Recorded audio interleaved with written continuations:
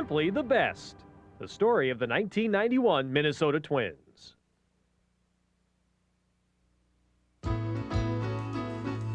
Spring training inaugurated a brand new ballpark, the Lee County Sports Complex in Fort Myers, Florida. A first-class, state-of-the-art facility with 5 practice fields.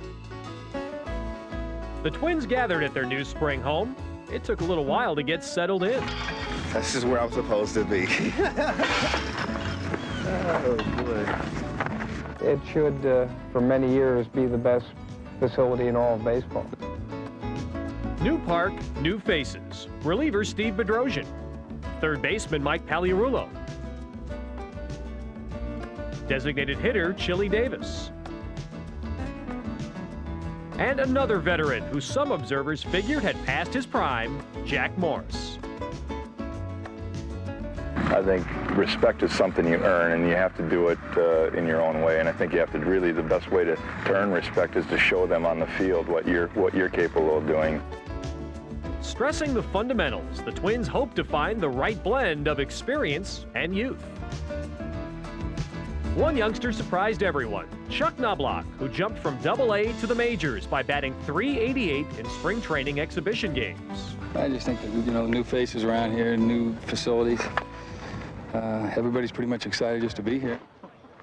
The optimism that Tom Kelly's team displayed in spring training was, as usual, upbeat. They ignored claims made by various national magazines that Minnesota was a second-division ball club. The Twins set out to prove them wrong. That's cake. On opening day in Oakland, a confident group of veterans seemed intent on opening some eyes. In his first start as a Twin, Jack Morris tied an American League record with his 12th consecutive opening day start. Of course, A's fans were more interested in Rickey Henderson's stolen base mark. With Rickey running, and he'll get it as that one will skip towards the A's dugout. Rickey Land was shut down the next day when Junior Ortiz threw him out. The Twins lost 2 of 3 to Tony La Russa's A's. However, Rickey Henderson's bid to break the stolen base mark would just have to wait.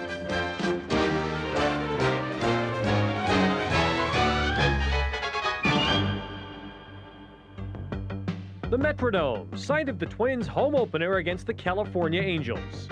Kevin Tapani fired a 7-hit shutout, striking out 9, including former Twin Gary Gaetti for the final out. Kevin's second career shutout and Minnesota's second victory of the year. But the cheers soon gave way to frustration. The Twins lost 7 straight. Jack Morris dropped his first 3 starts, giving up 11 earned runs in his first 11 innings. And Scott Erickson was shut out in his first 2 losses. Chalk it up to bad luck. Throws it inside the baseline where Herbie cannot make the catch. They call him safe. Tim Cheetah says that Knobloch never tagged him. Unbelievable. Seattle sweeps the series. Mariners win it in 11, 4-3. The guys were thrown into a lot of stuff right at the start of the season with a team that finished last place and more or less a new team coming in. And I think the start of our schedule was tough. Leaving spring training, going out to Oakland. I guess we opened up for 3 days, flew back home for 3 days, and went right back out to Seattle and Anaheim. So to me, it was a tough start. Inside, did it hit him? No! And the runner will score. And the Angels have won the first 2 games here between Minnesota and California, and now have extended Minnesota's losing streak to 7. Well, you know what? Coming out of spring training, we had the best record in baseball. A lot of reporters and press guys said, well, you know how spring training goes. A lot of guys are just getting ready, just getting in the groove, and that's the excuse they made for us. Twins won, but it's always when the Twins win, it's always a but. And we said that's okay. We're just gonna play. And we got out of the gate 2-9, and we're losing like 2-1, 3-2. Had a little meeting, and we told our pitchers, hey guys, just keep us right there, man. The bats are gonna catch up. And then in that 12th game, I don't know what happened, man. It all exploded. Kirby drills this to straightaway center field. Felix going back, and this is gone. A home run for Kirby Puckett. This one blasted to straightaway center field. Gone, a home run. Chili Davis puts the Twins up 3-0. Yet in the ninth inning, Minnesota clung to a one-run lead. Venable can keep the game alive for California. Oh, there's a bunt, and it looks beautiful. Aguilera tags him out, and the Twins win it 4-3. A victory that sparked the Twins to win 7 of their next 9. It was a streak that included a 4-game sweep of Seattle. In the series opener with the Twins trailing by a run 10th inning, the Mariners intentionally loaded the bases to face Brian Harper. And the pitch. Low outside, the ball gets away from Valley. Here comes Puckett home with the tying run. Now the ball gets away from Jackson. Newman's going to try to score, and he scores. Puckett and Newman both score, and the Twins pull it out 4-3. Things were looking so bright that the Twins even got together to do a music video. One thing certain about the Minnesota Twins, win or lose, they're one loose bunch of cool customers.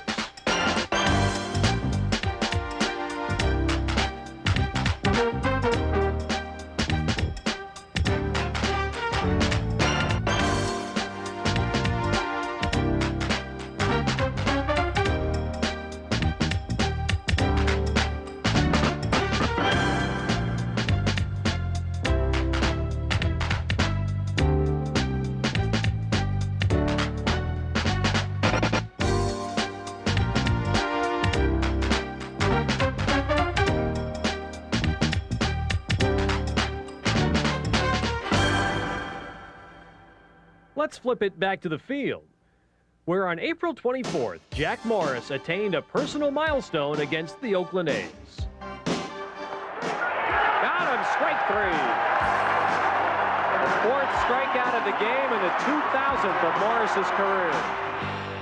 And in Jack's very next start, on April 28th against Seattle, he picked up yet another milestone, career victory number 200. Morris's presence helped bolster the confidence of the entire staff. At age 30, Carl Willis was called up from the minors and compiled a record of 8-3 as a middle-inning reliever. Another pitcher who found his niche as a setup man, winning 7 games, was Mark Guthrie. Another dependable arm out of the bullpen, sidearm specialist Terry Leach. The Twins pitcher who shined brightest in the early going was Scott Erickson, who tied a club mark with 30 1/3 consecutive scoreless innings. Randy Bush is there. He's under it, and the shutout intact. Brilliant pitching by Scott Erickson tonight. Hi, this is the Scott Erickson Show. Join us at 5 p.m. at the Metrodome. Standing 6'4" and possessing an icy glare, Erickson became a popular figure with Twins fans because of his style, good looks, and winning ways. The Erickson aura was something special. I'd rather do good and get the attention than, just be another guy. You deal with it the best you can. Don't let it go to your head. Basically, black is my favorite color, and I feel like it's good luck. It's like dark evil and toughness. When I come down from the bullpen before the game, the guys kind of clear out and they let me go about my business. They know I'm out there working as hard as I can, and I'm sure that's what they want, because they are too. So 7 strikeouts for Erickson, back-to-back shutouts, and he lived up to the billing. Well, Steve Bedrosian said that he is 23, good-looking, and a world of talent. We've just seen the 3 things above. Well, Erickson had a very good season. He had a lot of trials and tribulations through the season. He had an awful lot of media attention, and he handled it real well. And I was real proud of him. He had a lot on his shoulders, and he came through with flying colors. He's going to be a good pitcher for us. From April to June, Scott won 12 straight, the season's longest winning streak. Erickson's record by year-end, 20-8. Scott was Minnesota's biggest winner. Just go out there and bust your ass as long as you can. There's nothing better than winning, and there's nothing worse than losing. And whenever you lose, it's a down-and-out feeling. And go out there and give it 110%, and you'll be rewarded. And that's come true this year. In May, the Twins were skinned alive by the red-hot Texas Rangers at Arlington Stadium, losing 11-4 to drop Minnesota to 7.5 games out. The 14th straight victory for the front-running Rangers. But things took a different twist the following day when Mr. Erickson took matters in hand. Runners going. Swing and a miss. Breaking ball, Hunt 3-2. And Erickson gets 2 big outs and gets out of the first inning. We all were ready to end Texas's streak. I think everybody on the team wanted to be the team to end it. And once Scotty went out and threw his good game, we were on our way. Hit hard to Gagne.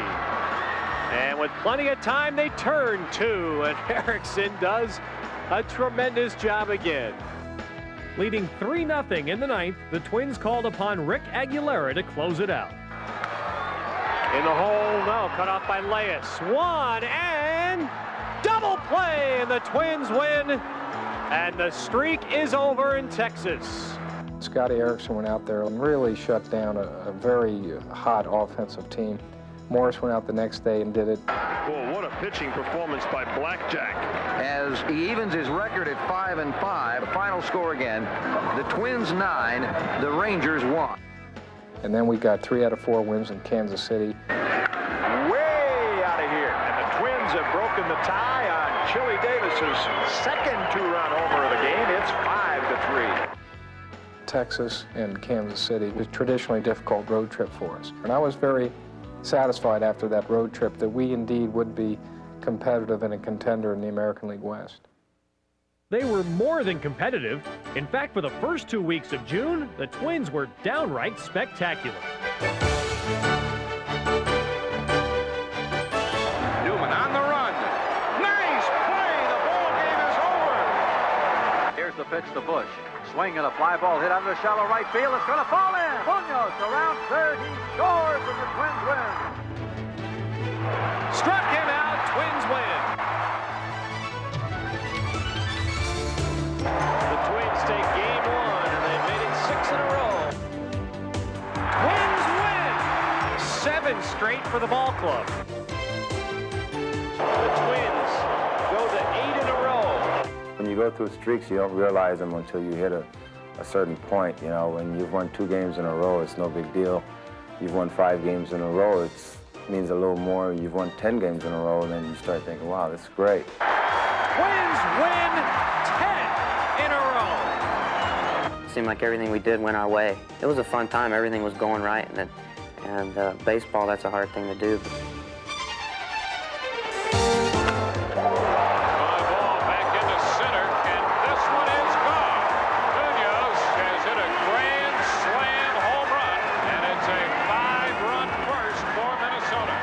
The one thing that I noticed during that streak was that the emotional high had not changed. We just took it in stride. We were playing real well. We were pleased with the way we were playing. We felt that if we went out and played baseball the way we could, that we weren't going to be beaten, and we could carry the streak on for a very long time. Great stop by Pags. He's up. Twins win 12 in a row. And a remarkable, perfect homestand, 10-0. And the lucky number is 13 for the Twins. Prior to the winning streak, Minnesota had been in 6th place, 7.5 games out. I guess we just, just kept going out there and trying to win. We were improving our position, kept creeping up, and I think that was what we were looking at more than anything, is that we were making a rise to getting on top. 14 in a row for the Minnesota Twins. And right now, the Twins are tied for first place in the American League West. With a victory against Cleveland the next day, the Twins had a chance to move into sole possession of first. Outstanding defense kept the score tied at 2 until the 10th. Here he comes. James with a throw, and it's not in time, and the Twins lead. Chopper gloved by Leas. He throws 15 in a row for the Minnesota Twins. First place, thanks to the longest winning streak in Twins history. Next stop, Baltimore's Memorial Stadium. The Twins appeared headed for their 16th consecutive victory when they jumped ahead of the Orioles 5-3. 9th inning, 2 outs. Rick Aguilera pitching to Randy Milligan, runners on 1st and 2nd. center. Kirby racing. He won't get there. And the Twins' streak is over. What I won't forget about the game we lost in Baltimore was that you would have thought that the Oriole fans had just beaten the 1927 Yankees. I mean, it was the highlight of their year, and I thought, gee, we must be good if we're getting this kind of reaction when somebody finally beats us. When handing out praise for the Twins putting it all together in 1991, much of the credit goes to the man they call TK, Tom Kelly, American League Manager of the Year. A no-nonsense, steadying influence on a team that had great chemistry. Another fella who looms large on the Minnesota scene, Big Kent Hrbek. And Herbie does it! Deep to right, it has a chance, and it is gone! And Dan Gladden, also one of Kelly's heroes, winning games with hustle and smarts. And it's Gladden calling. And Dave Henderson's going to go to third. And he is out at third! How about the emergence of rookie second baseman Chuck Knobloch? Seitzer chops it over the mound. Knobloch steps and throws for the double play. And veteran shortstop Greg Gagne, who broke his own club record by playing in 76 consecutive games without an error. And in the hole, Gagne, off-balance throw, hits him. Nice play. From gags to pags at the hot corner. He drills one. A great stop by Pagliarulo. He went all out. Mike shared his time at third with Scott Leyes, another exceptional defensive player. Ground ball wide at third, and a great play. He's gonna throw him out. Tom Kelly's #1 catcher, Brian Harper. Harper made the big plays when it counted most. A clutch hitter who batted .311 and knocked in 69 runs. And of course, Kirby Puckett, #34, no introduction necessary. Shane Mack attained career highs in 10 offensive categories, also performing brilliantly in the field. And Mack picks that one up off his shoe top. All were important members of a winning team that topped the American League in hitting and was second in fielding. Designated hitter Chili Davis was perhaps the most important new ingredient to the Twins lineup. An offseason signing that added spice to the club's offense.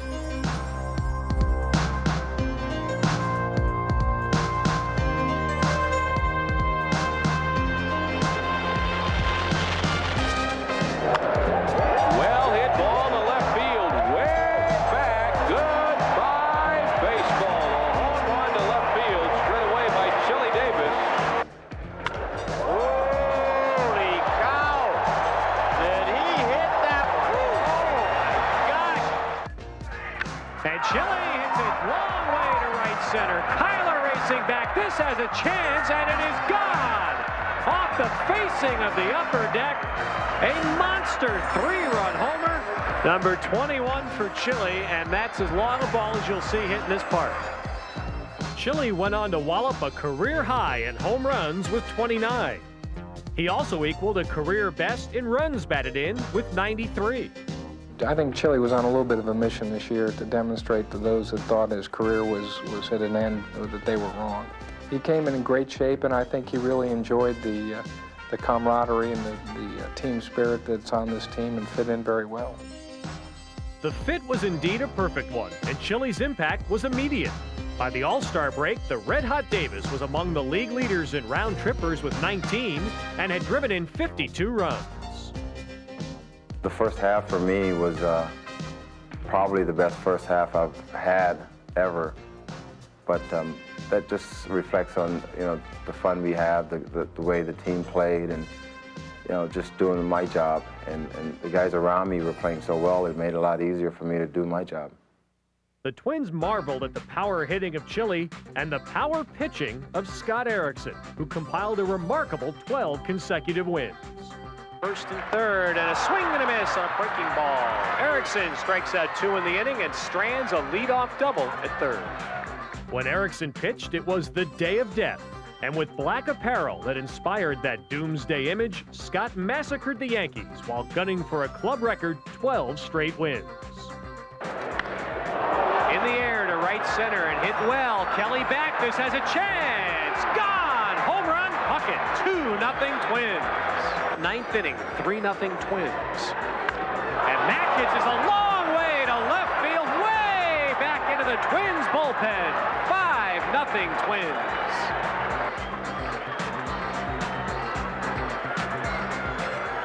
Struck him out. The Twins win. A 2-hit shutout by Scott Erickson, his 12th consecutive win. But only 1 week after attaining that club mark, a downtrodden Erickson was placed on the 15-day disabled list with a strained elbow. Jack Morris was nearly as hot as Erickson in the first half of the season. In the month of June, Jack was 6-0 with an ERA of 2.25 and was named the American League Pitcher of the Month. Hit right to Pagliarulo. And the Twins win 3-0. Jack Morris wins his 8th consecutive game, and he pitches his first shutout as a Minnesota Twin. Morris was born in St. Paul, and as a youngster always hoped that one day he'd play for the Minnesota Twins. This is a long-time dream for me, and if I get a little emotional, excuse me, because I think every kid grows up to dream about this kind of moment. For Minnesota, Jack was just what the doctor ordered. As Tom Kelly might say, a big horse to ride. Acquiring Morris was a great move. Our number one need, we felt, would have been a established veteran starter that could take the mantle to the number one spot in the rotation, take some of the pressure off our younger starters, throw a lot of innings, take some of the pressure off our bullpen. And when we acquired Jack Morris through re-entry free agency, we really accomplished a lot of that. And Morris on 3 pitches gets Gallego. He strikes out the side. A mow him down inning. Morris won 18 games, the 5th time he'd won 18 or more in a season. At age 36, Jack was still confident of his ability. I don't have anything to prove to anybody. I believe that I was healthy, that I could continually do what the numbers that I was able to do in the past, and it's worked out. It worked out so well that Jack was chosen to start for the American League in the All-Star game at Toronto.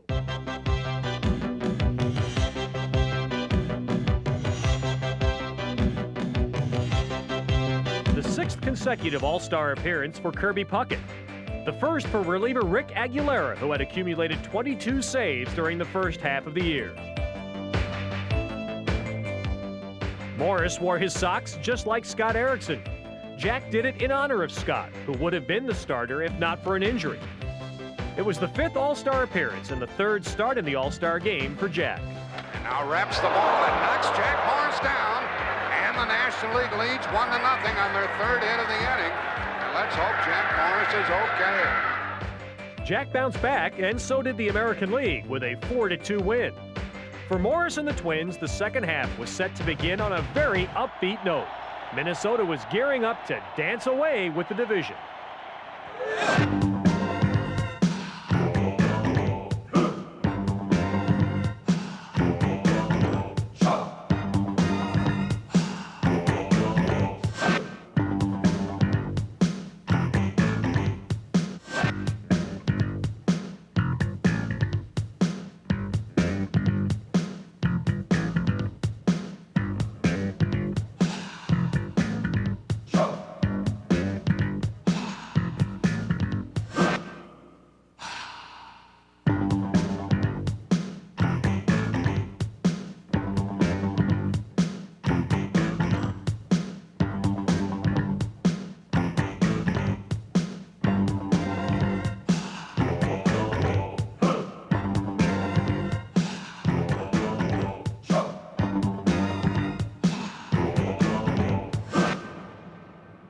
In July, the first-place Twins flew into Boston and played paddleball off the Green Monster. In 4 games, they scored 33 runs. Well, the biggest thing right there is that we played well at that time. The Red Sox weren't playing real well at that time, but when a team's playing well, you can make the other team look bad. And we did that. And I won't say that the Red Sox were at the top of their game, but we were, and we made them look bad, and they helped out a little bit with that. Hit well, left center field. Burks is looking up. It is gone. Home run, Chili Davis. The heavy-hitting Twins chopped away at the Red Sox with timely blasts. 9th inning, former Twin Jeff Reardon pitching in relief for the Red Sox. The Twins trailed by a score of 2-1. With one man out, up stepped Randy Bush, hitting .382 as a pinch hitter. It was an at-bat that had everyone at the edge of their seats. Bush to deep right, but it's going to hook and just go foul. And that was the swing. A classic confrontation. Both batter and pitcher regrouped. Nothing would be sweeter than for Bush to take his former teammate deep. This has a chance, and it is foul! Randy Bush thought it was gone, and no, home plate umpire says fair ball, home run! The Western Division leading Twins completed their first 4-game sweep at Fenway Park since 1981. A 14-1 demolition, extending Minnesota's lead in the American League West to 5.5 games. In July, the Twins compiled a 15-7 record against the American League East.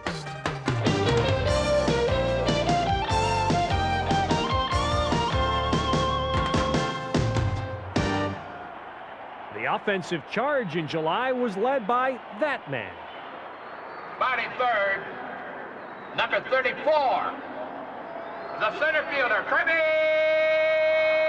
Puckett. A name that echoes greatness. He can do it all.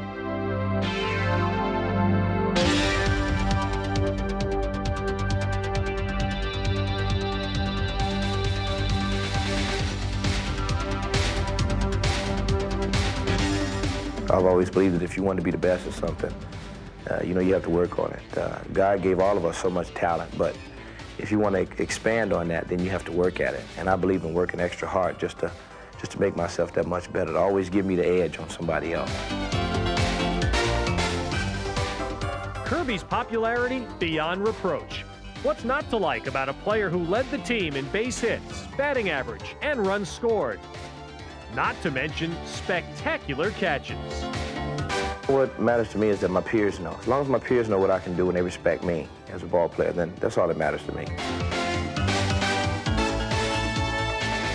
When you're a general manager and you have a Kirby Puckett on your team, you're just blessed. It's just blind luck and you're blessed. Despite the fact that he has developed into one of the game's real superstars, his personality hasn't changed. His enthusiasm and affection for the game hasn't changed. His genuine camaraderie and friendship that he develops with his teammates hasn't changed. And he's always going to be an important part of the Minnesota Twins. No, I'm not a star. I'm just one of the guys. I know my role on this team, and I just try to go out and just play hard, and I try to lead by example. Example, thy name is Puckett. Kirby already has a place among Minnesota's all-time greats. In 1991, the Twins honored a retired superstar, Tony Oliva, who spearheaded Minnesota's offense throughout a 15-year career. Known as a natural hitter with a graceful style, Oliva became the only player to win batting titles in his first 2 seasons.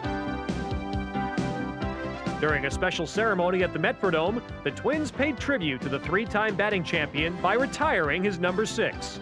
The only other Twins to have their number retired, Harmon Killebrew and Rod Carew. As for Rod, 1991 was also special. Carew, who won 7 batting titles as a member of the Twins, was inducted into baseball's Hall of Fame. With a lifetime batting average of .328, Rod handled a bat with consummate skill. In his MVP season of 1977, he batted .388. Born in Panama, Carew came to the U.S. as a teenager. First time I flew into New York, I was a nervous, excited 15-year-old kid. Today I stand here as a nervous, excited 45-year-old, hoping that I can find the words to express my feelings at being inducted into baseball's Hall of Fame. He became the second Minnesota Twin to be inducted. At Tiger Stadium, only a few days after that Hall of Fame ceremony, the Twins defeated Detroit 9-3 to move 16 games above 500 with a record of 56-40. The victory marked a return from the disabled list for Dan Gladden, who got 2 hits and knocked in 4 runs. A line drive and a base hit to left, and 3 runs scored for the Twins. So again, here's Gladden with 2 down. In a situation with a couple men on, and he drills that to left field. Mosby can't get it. In his first 5 games after coming back, Gladden drove home 12 runs, including this blast against Milwaukee. And the pitch. Slider swung on and a long drive to left. If it's fair, it is a home run off the foul pole screen. Oh, was that close? 3-run homer for Gladden. The Twins win it 7-4. Minnesota's demolition of American League East clubs continued. At Yankee Stadium, the Twins banded together for their biggest inning of the year. Chili Davis has given Minnesota a 1-0 lead. Mack hits this one out of the ballpark to make it 2-0. Now Urulo is going to score, and it's 3-0. Gagne is going to score. It's 4-0. Will Herbeck bats. Deep to center, and that ball is gone. A grand slam home run by Ken Herbeck, and it's an 8-run inning. After dispensing with the American League East, it was time to do battle with their biggest rivals. The defending Western Division champion A's hoped to gain ground on the first-place Twins in a head-to-head battle at the Oakland Coliseum. Fans were treated to a power display as the A's belted 6 solo homers, 3 by Dave Henderson. From Oakland's perspective, the game looked like a laugher, home run after home run. Oh, that's hit well to left field, and that is going to be... just off the glove of Shane Mack. A home run for Canseco, but Shane Mack almost made the catch of the year. Knobloch into second with a double and a run batted in. It is a 5-1 game. 1 run scores. Here comes Knobloch. He will score. And Puckett delivers. 5-3. Chili Davis singles. Kirby will be waved home. It's a 5-4 game. Brian Harper here. Herbeck at second. Davis at first with 1 away. That one is hit in the air. Hit deep. Wilson near the wall, and it is gone. A 3-run homer for Brian Harper, and the Twins lead 7-5. Dave Henderson hit 3 home runs in 1 game against us, and we still won the ball game. We won the series in Oakland, and as long as I've been here, we've never, done that. Usually when you go in the Coliseum, you're going to lose a couple, and that just goes along with confidence. When you get confidence, you can play. Henderson could have hit 10 home runs. As long as we win, and that's all we care about, winning. Aguilera, can he make the play? Yes, he got him. A great play. I just got tired of seeing Oakland winning this division and going to the playoffs for the 3rd year in a row, and I didn't want that to happen this year, and I'm sure a lot of the guys didn't. But after winning 2 of 3 in Oakland against the dreaded A's, the Twins found themselves slipping. Following an 8-0 defeat at the hands of the Mariners, Minnesota's lead dropped to 1 game. Meanwhile, the Chicago White Sox were riding the wave of a 7-game winning streak, putting the pressure squarely on Minnesota's shoulders. Setting the stage for another showdown against the Oakland A's, a record number of fans attended what amounted to be the biggest series of the year.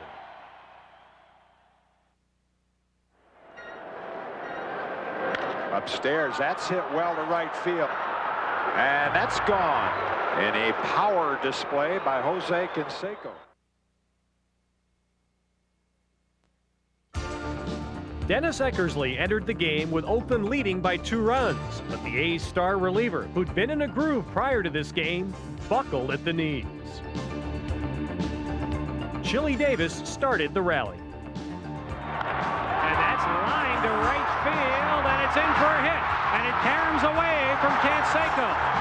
Chili to second base, being waved to third, and he will be in. Ball hit to the right side.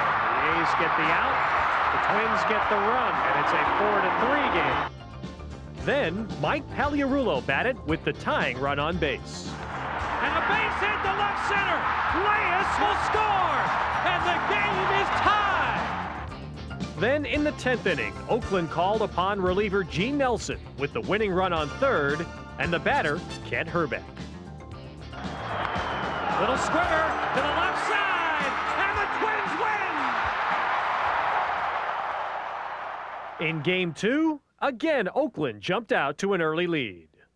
And there's a high, towering drive to right field, and that is gone again for Canseco. Make it 4-1 Oakland. But the Twins never gave up. This will score Knobloch, and Kirby's going to have a base hit.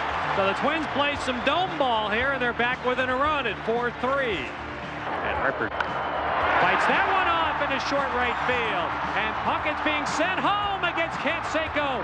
And the throw is not in time. And the game tied at 4. The batter, Shane Mack, with the bases loaded as the Twins look to complete the comeback.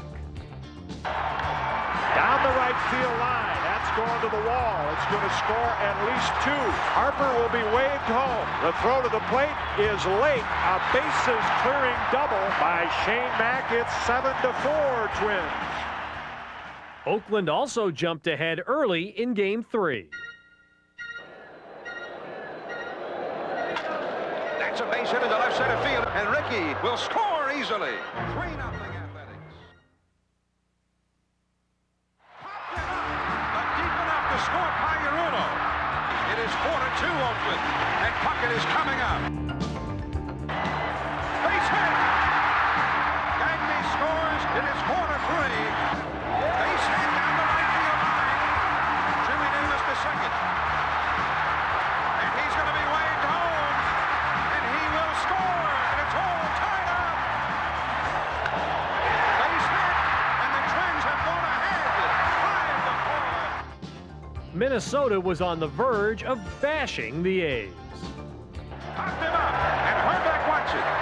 The Twins make it 3 in a row over the Athletics, who have lost 7 in a row for the first time under manager Tony La Russa. And the A's were all but wiped from the pennant picture. Next visitor at the Dome, Seattle.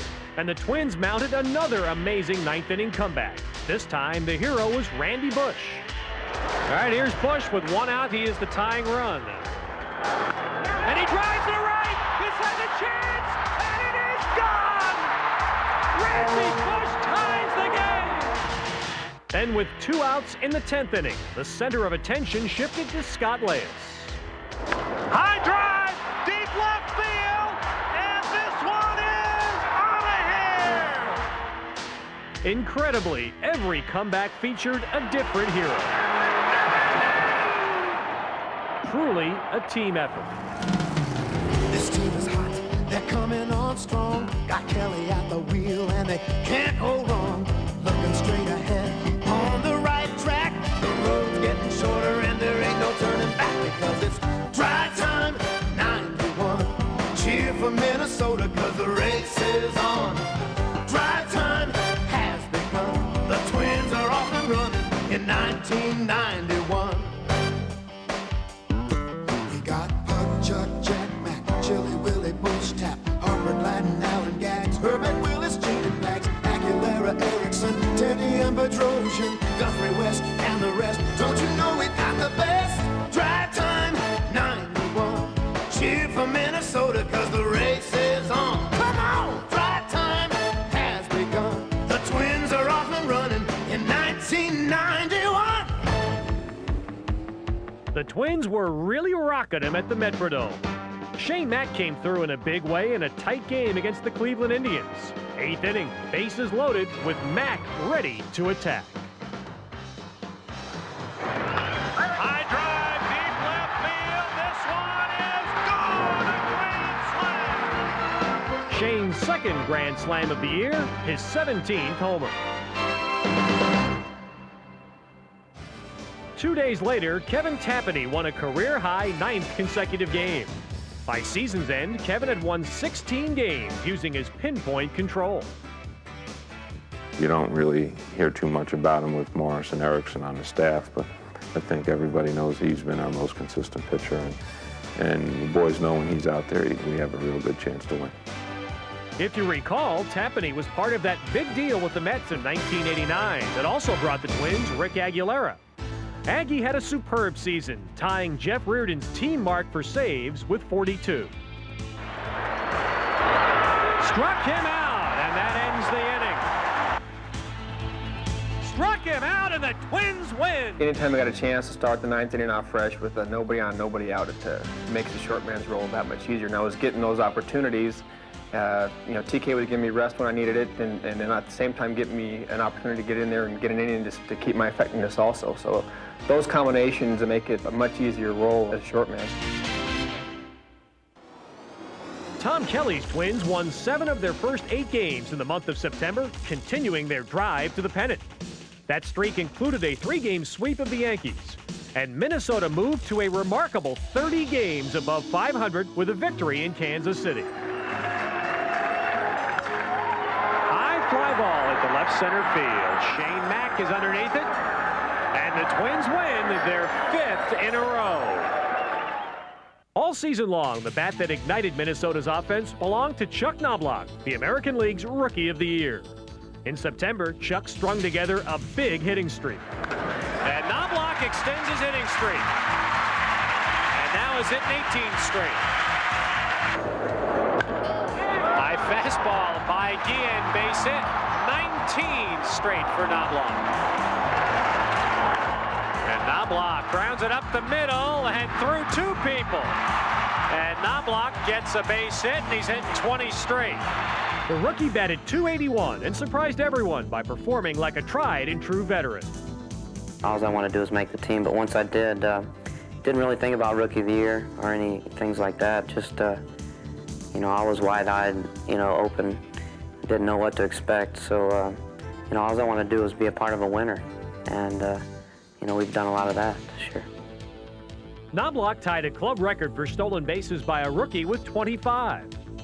With the cowhide, Chuck was great A. And Knobloch snares that one and robs Henderson. Knobloch, Larkin. Knobloch with a fine running grab. This is stopped by Knobloch, and he throws him out. Wow. Has this guy got a head start on Rookie of the Year? I just go out and play the game, and hopefully good things will happen, and they have this year. I didn't have any goals or any expectations going into the year, and I'll take what I've done. The Twins gladly accepted the contributions of another ally, the Homer Hanky. As the magic number dwindled to a precious few, Homer Hankies were in abundance. Top of the 9th. Got him! Aguilera gets his 40th save, and the magic number is 9. The lead is back to 7. The magic number down to 7.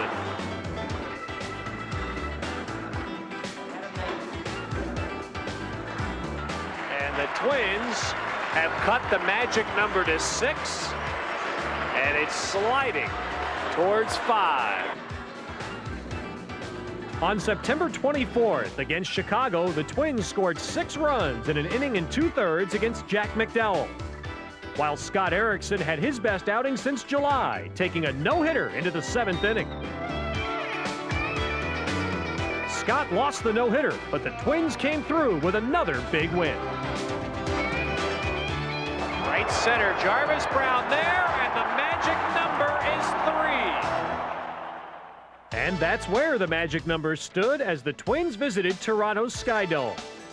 The Blue Jays topped Minnesota in the series opener, but the next day, Minnesota rode the pitching brilliance of Jack Morris. 2-2, and a little tapper in front of the mound. And the Minnesota Twins have gone from last to a tie for the American League West. The White Sox won that night, delaying the inevitable. But the next day, the Twins had a sly feeling that victory was soon at hand. Swinging so hard, you falling down last night.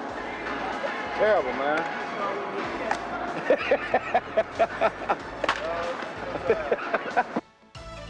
Despite the good spirit, the Twins couldn't muster any offense against the Blue Jays, losing by a score of 2-1. The only way for the Twins to officially clinch the West Division title on this day was with a Chicago loss. The Twins departed Skydome by bus. However, their drive for the division title was in sight, with only one final out needed in Chicago. Chopper, here comes Vizquel up with it. Over to O'Brien, and that will do it. The White Sox have been eliminated from the American League West divisional race. News traveled fast, and the Minnesota Twins celebrated their incredible turnaround season. All of a sudden, the Twins go from last to first. Only team in baseball history to do that. It's kind of something right now that really doesn't kick in. I think it'll kick in later on when I tell my daughter and her grandkids or whatever, hey, you know, I was on that team, you know, and she'll probably go, yeah, right, Dad. Yeah, it makes all the experts go home and have to reevaluate their thinking process. You know, they picked us last, and we fooled them. When the Twins arrived home, it was time for a Minnesota Mardi Gras. Loyal fans came out to pay tribute. We have to keep up a tradition that we have now. Since we started in '87, we started a little tradition, and we have to have Mr. Herbeck step up. Mr. Herbeck, Mr. Pagliarulo, Big Mike. Come on, Mike. Attaboy. Attaway. This one here is for all of you. All right. Thank you. Nothing like the excitement generated by a winning ball club. The support Twins fans displayed all season long was clearly evident. Over 2 million folks came out to the Metrodome in 1991 to cheer for the home team. And cheer they did. Of course, all that support was much appreciated. Our hats are off to you, fans. Way to go, Tony. Late.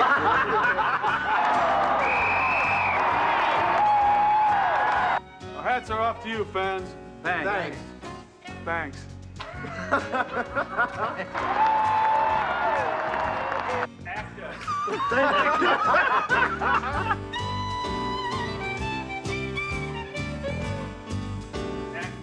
Our hats are off to you, fans. Thanks. Oh, that was good. What better way to say thanks than an appearance in the League Championship Series? Game 1 at the Metrodome. The home field advantage loomed large for Minnesota, and the media's demands loomed even larger. But the Twins were ready for anything, including their opponent. Manager Tom Kelly hoped to lead the Twins past the East Division champion Toronto Blue Jays. Minnesota charged into action to a thunderous ovation as they began their quest for the American League pennant. And here comes the throw to the plate. It's going to be close. Alomar out. The play at the plate. It's safe at home. And the game is tied at 2-2. Deep to right field. Going back is Ducey. It's gone. A home run for Mike Pagliarulo. Fly ball to left field. Dan Gladden is going back on the track. He makes the catch. And the Minnesota Twins have gone from the cellar to the penthouse in the American League. The Twins brushed aside the Blue Jays in 5 games. Gentlemen, time to celebrate. Where'd you go?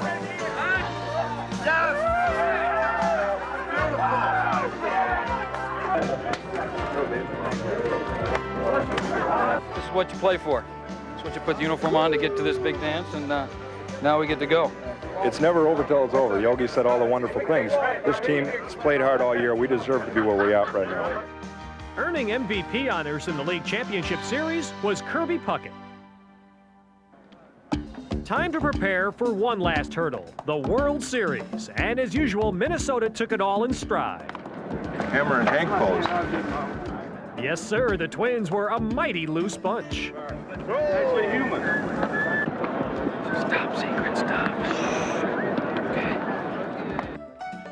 Work hard, play hard. A concept rookie Chuck Knobloch learned from his teammates. Welcome this man to the World Series. I think he's a great ball player. Oh, jeez. I really do. Going to be Rookie of the Year this year. Oh, big statement.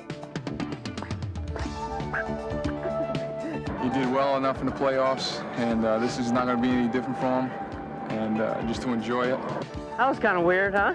Did you hit a home run in the World Series? I had one. Okay. It was a big thrill. Maybe he can Show me how to do that. Oh. That's what I want to do. I know we'll turn double plays and make all the plays, but about a home run. You gotta eat your breakfast in the morning. Eat that extra piece of toast. You'll be all right. Baseball's grand showcase, the Minnesota Twins against the Atlanta Braves.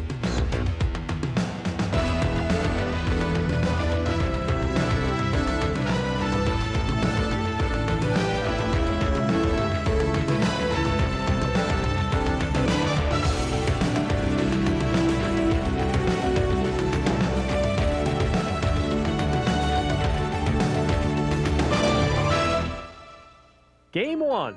The Twins drew strength from the roar of the crowd and the steadfast pitching of Jack Morris. In 7 innings, Morris gave up only 5 hits. In a series between two clubs that went from last to first, appropriately the biggest blow in Game 1 was struck by the last place hitter in the lineup. A home run for Greg Gagne. 4-0 Twins. Game 2. The Twins win again with Kent Hrbek's tag and the swing of Scott Lance. Lance, it's a high drive to deep left field. It is a home run.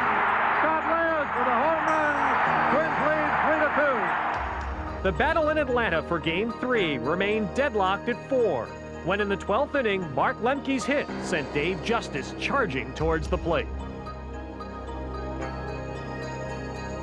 The Braves won it 5-4. In Game 4, a bone-rattling collision at home plate.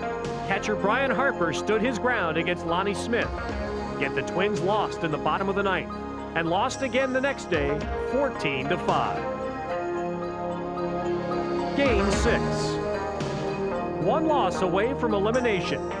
Yet the Twins' confidence grew with every decibel.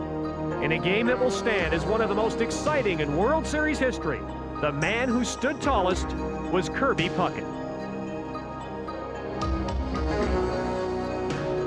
Puckett's going to third with a triple, 1-0 win. Back is Puckett. He's at the fence. He leaps up. He caught it. Oh, what a catch! With the score tied at 3, 11th inning, Puckett seized the moment.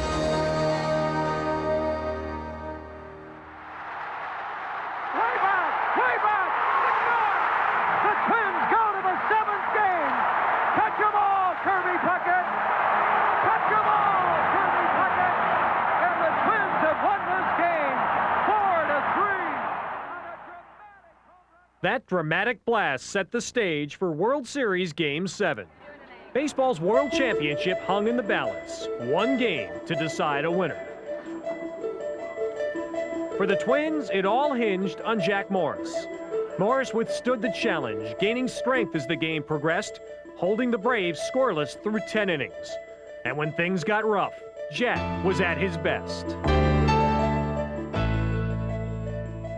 In the 8th inning, with the bases loaded in a scoreless game, the Twins dodged a bullet. The Twins get out of a seemingly impossible situation. 3-2-3 on the double play. The game remained scoreless through 9. Then in the 10th inning, bases loaded, 1 out, the batter, pinch hitter Gene Larkin. There it is, a long fly ball into left center field. And it is going to be a hit for Gene Larkin. Gladden scores. And once again, the Minnesota Twins are baseball's world champions for the second time in 5 years. It's the world champion Minnesota Twins, and the crowd loves it.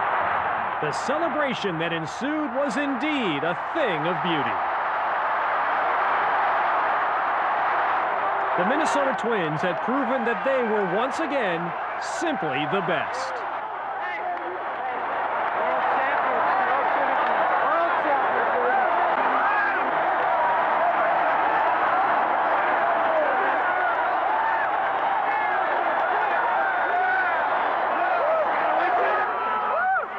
Champions, baby. Number 1. First of all, I'd like to have all the players to tip our hats to the fans. We got the greatest fans in the world. Thank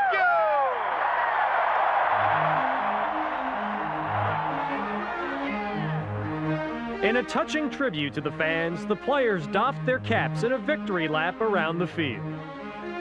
2 days later, over 200,000 witnessed a parade through St. Paul and Minneapolis.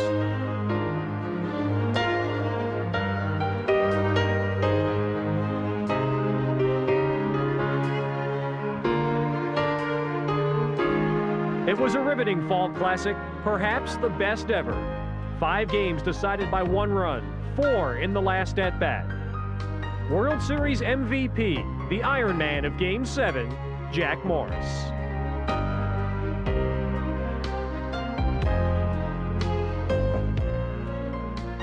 Thanks indeed for a job well done. Of course, the celebration was far from over. Next, a rally at the Metrodome. First off, manager Tom Kelly. Number 19, a 20-game winner, pitcher Scotty Erickson. Number 7, the best shortstop in the American League, Greg Gagne.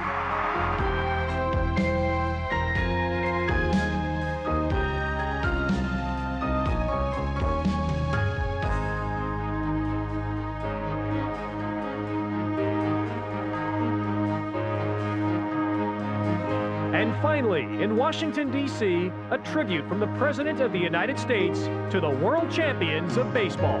Let me welcome the authors of that championship season, the 1991 Minnesota Twins, a team that helped deepen America's love affair with baseball.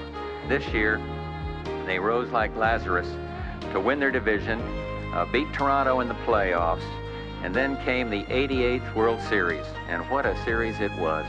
So each of you made this a kaleidoscope of beauty. Each showed why millions of Americans watch baseball, listen to, read about, debate it, and why for a few golden days each October, each of us becomes a self-anointed expert.